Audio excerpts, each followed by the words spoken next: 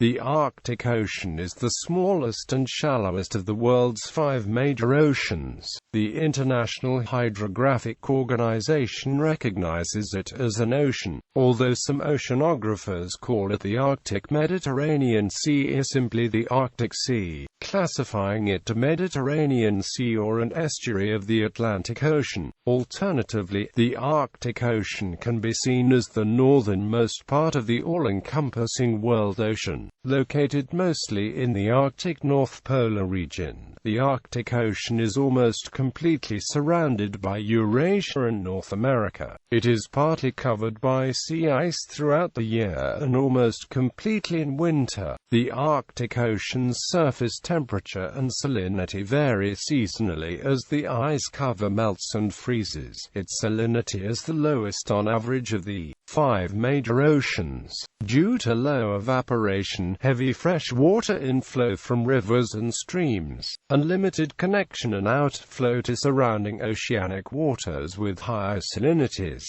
The summer shrinking of the ice has been quoted at 50%. The U.S. National Snow and Ice Data Center uses satellite data to provide a daily record of Arctic sea ice cover and the rate of melting compared to an average period and specific past years. History. For much of European history, the North Polar regions remained largely unexplored and the geography conjectural. Pytheas of Massilia recorded an account of a journey northward in 325 BC to a land he called Escad-Thule, where the sun only set for 3 hours each day and the water was replaced by congealed substance on which one can neither walk nor sail. He was probably describing loose sea ice known today as growlers or berggebirds. His Thule was probably Norway, though the Faroe Islands or Shetland have also been suggested. Early cartographers were unsure whether to draw the region around the North Pole as land or water. A fervent desire of European merchants for a northern passage, the northern sea route of the Northwest Passage, to Cathay caused water to win out, and by 1723 map-makers such as Johann Homann featured an extensive Oceanus Septentrionalis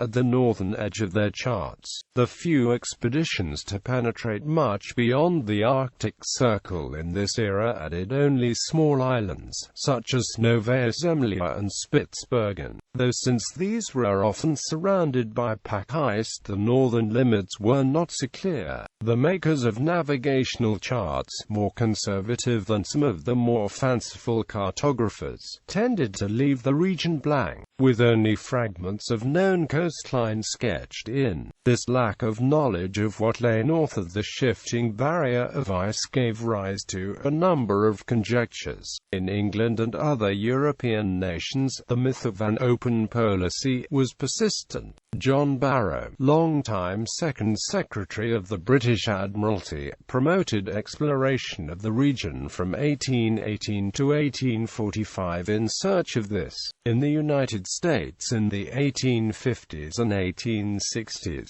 the explorers Elisha Kane and Isaac Israel Hayes both claimed to have seen part of this elusive body of water. Even quite late in the century, the eminent authority Matthew Fontaine Maury included a description of the open polar sea in his textbook The Physical Geography of the Sea. Nevertheless, as all the explorers who traveled closer and closer to the pole reported, the polar ice cap is quite thick and persists year-round. Fridtjof Nansen was the first to make a nautical crossing of the Arctic Ocean, in 1896.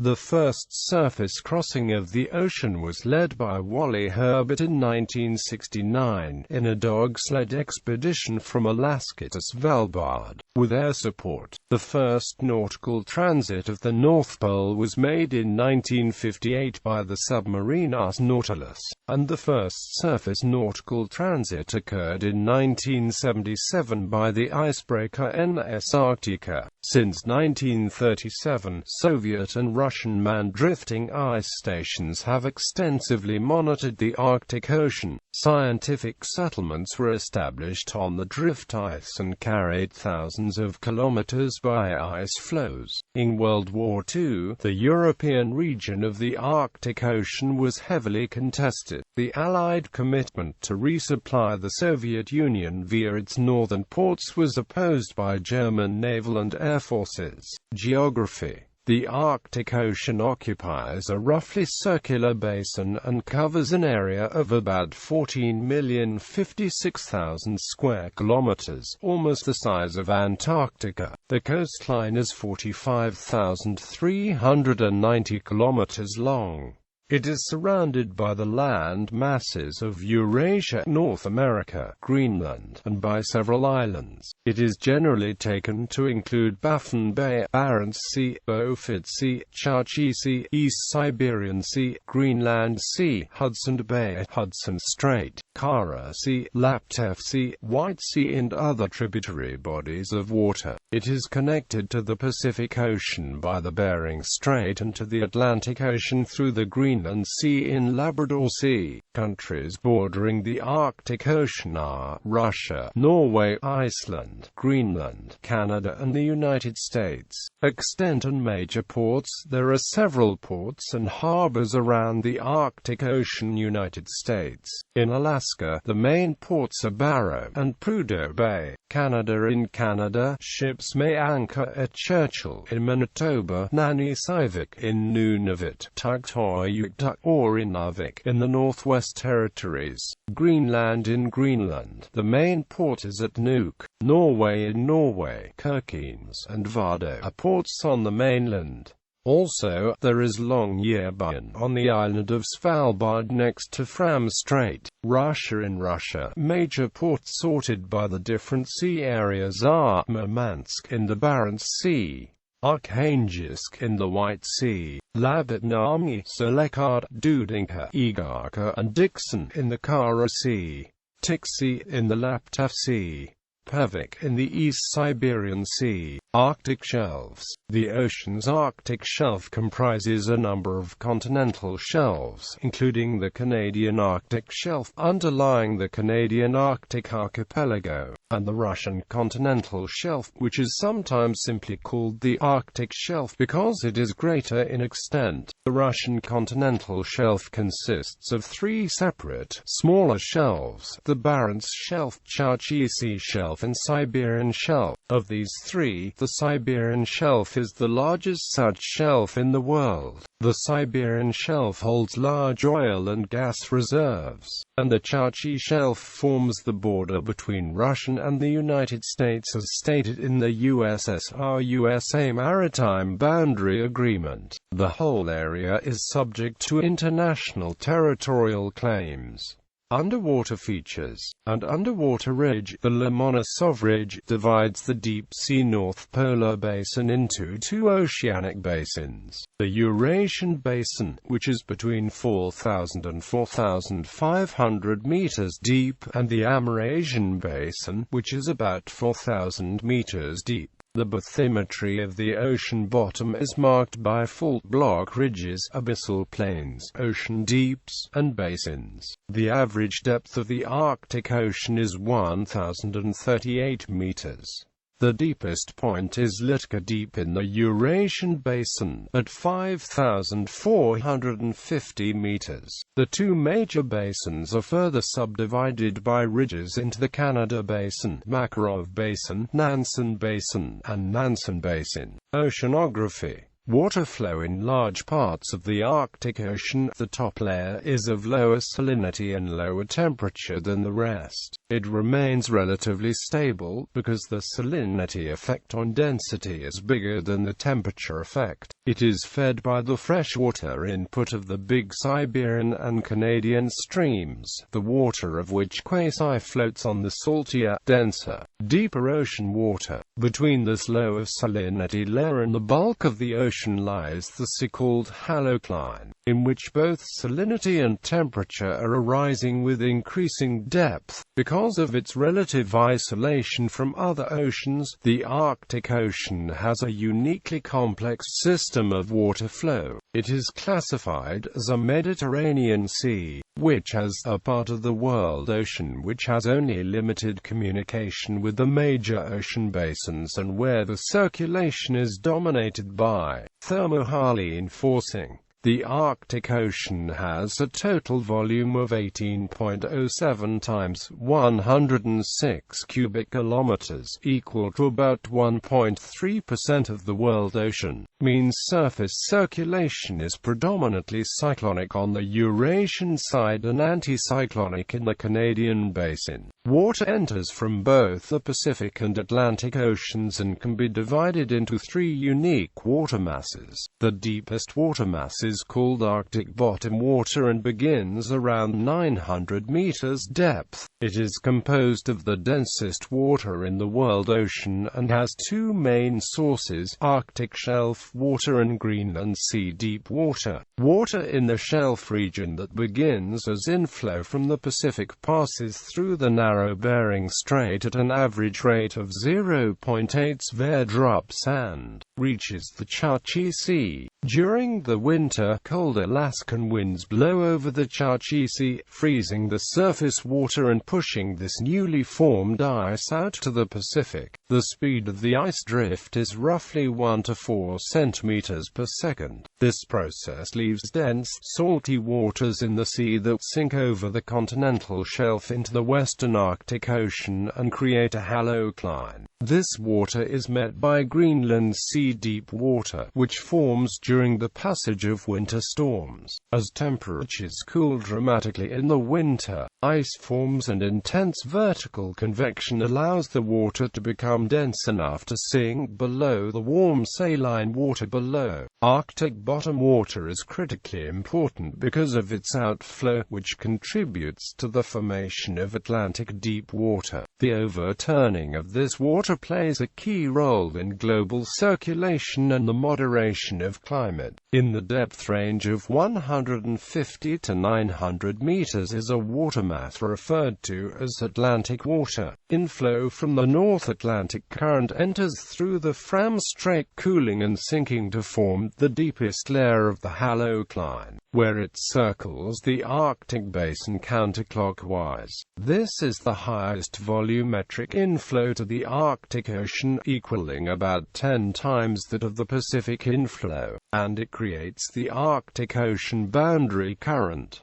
It flows slowly, at about 0.02 meters per second. Atlantic water has the same salinity as Arctic bottom water but is much warmer. In fact, this water mass is actually warmer than the surface water and remains submerged only due to the role of salinity in density. When water reaches the basin, it is pushed by strong winds into a large circular current called the Beaufort Gyre. Water in the Beaufort Gyre is far less saline than that of the Chukchi Sea due to inflow from large Canadian and Siberian rivers. The final defined water mass in the Arctic Ocean is called Arctic surface water and is found from 150 to 200 meters. The most important feature of this water mass is a section referred to as the subsurface layer. It is a product of Atlantic water that enters through canyons and is subjected to intense mixing on the Siberian shelf. As it is entrained, it cools and acts as a heat shield from the surface layer. This insulation keeps the warm Atlantic water from melting the surface ice. Additionally, this water forms the swiftest currents of the Arctic, with speed of around 0.3 to 0.6 meters per second, complementing the water from the canyons. Some Pacific water that does not sink to the shelf region after passing through the Bering Strait also contributes to this water mass.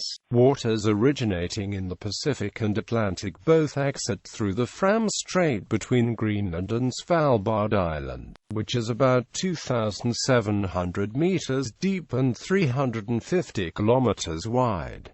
This outflow is about 9 sieverts. The width of the Fram Strait is what allows for both inflow and outflow on the Atlantic side of the Arctic Ocean. Because of this, it is influenced by the Coriolis force, which concentrates outflow to the East Greenland Current on the western side and inflow to the Norwegian Current on the eastern side. Pacific water also exits along the west coast of Greenland and the Hudson Strait, providing nutrients to the Canadian archipelago. As noted, the process of ice formation and movement is a key driver in Arctic Ocean circulation and the formation of water masses. With this dependence, the Arctic Ocean experiences variations due to seasonal changes in sea ice cover. Sea ice movement is the result of wind forcing, which is related to a number of meteorological conditions that the Arctic experiences throughout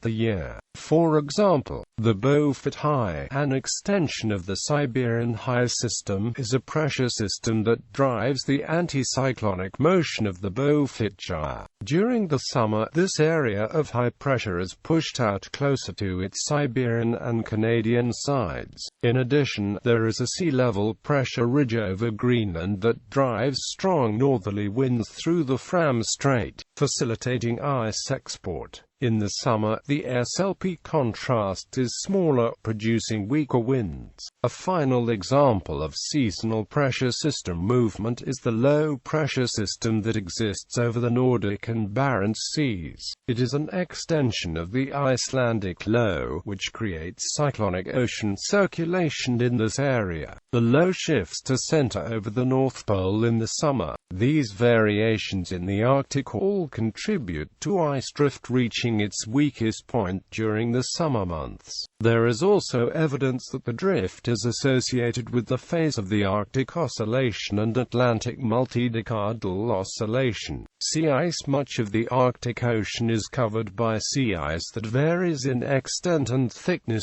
seasonally. The mean extent of the ice has been decreasing since 1980 from the average winter value of 15,600,000 square kilometers at a rate of 3% per decade. The seasonal variations are about 7 million square kilometers, with the maximum in April and minimum in September. The sea ice is affected by wind and ocean currents, which can move and rotate very large areas of ice.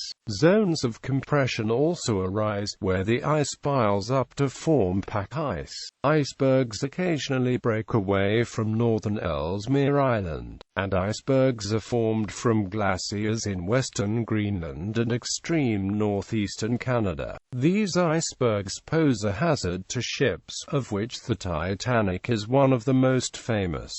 Permafrost is found on most islands. The ocean is virtually ice-locked from October to June, and the superstructure of ships is subject to icing from October to May. Before the advent of modern icebreakers, ships sailing the Arctic Ocean risked being trapped or crushed by sea ice. Climate. Under the influence of the Quaternary glaciation, the Arctic Ocean is contained in a polar climate characterized by persistent cold and relatively narrow annual temperature ranges. Winters are characterized by the polar night, extreme cold, frequent low-level temperature inversions, and stable weather conditions. Cyclones are only common on the Atlantic side. Summers are characterized by continuous daylight, and temperatures can rise above the melting point. Cyclones are more frequent in summer and may bring rain or snow. It is cloudy year-round, with mean cloud cover ranging from 60% in winter to over 80% in summer. The temperature of the surface of the Arctic Ocean is fairly constant near the freezing point of seawater. Because the Arctic Ocean consists of salt water, the temperature must reach -1.8 degrees Celsius before freezing occurs.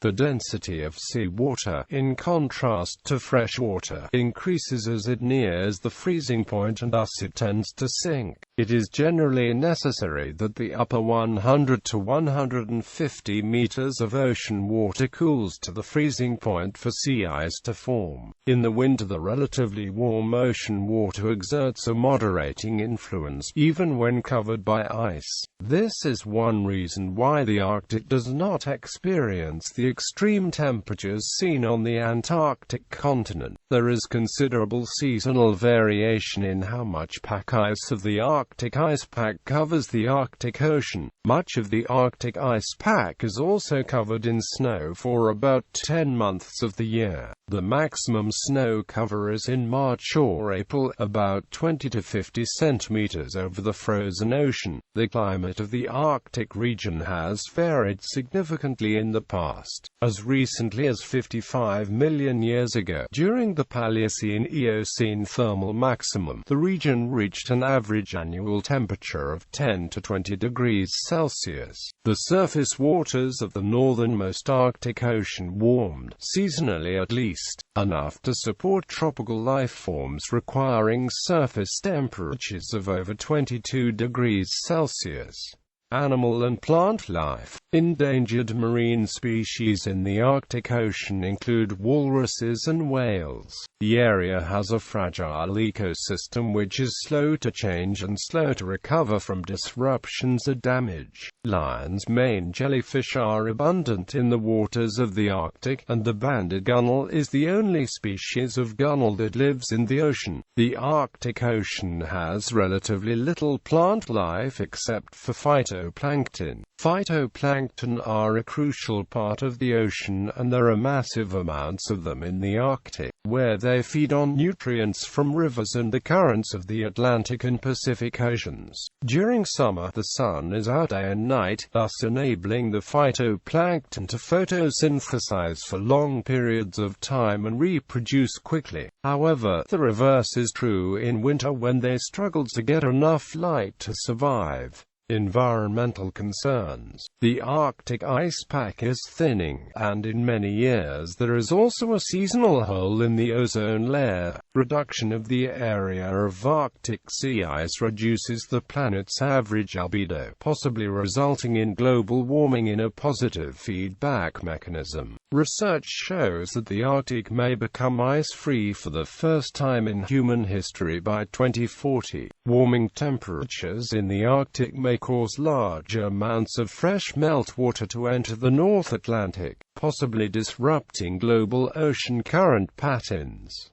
Potentially severe changes in the Earth's climate might then ensue. As the extent of sea ice diminishes and sea level rises, the effect of storms such as the Great Arctic Cyclone of 2012 on opened water increases, as does possible saltwater damage to vegetation on shore at locations such as the Mackenzie's River Delta as stronger storm surges become more likely. Other environmental concerns relate to the radioactive contamination of the Arctic Ocean from, for example, Russian radioactive waste dump sites in the Kara Sea and Cold War nuclear test sites such as Novaya Zemlya. In addition, Shell planned to drill exploratory wells in the Chukchi and Beaufort Seas during the summer of 2012, which environmental groups filed a lawsuit about in an attempt to protect native communities, endangered wildlife, and the Arctic Ocean in the event of a major oil spill. On July 16, 2015, 5 nations signed a declaration committing to keep the fishing vessels out of a 1.1 million square mile zone in the central Arctic Ocean near the North Pole. The agreement calls for those nations to refrain from fishing there until there is better scientific knowledge about the marine resources and until a regulatory system is in place to protect those resources.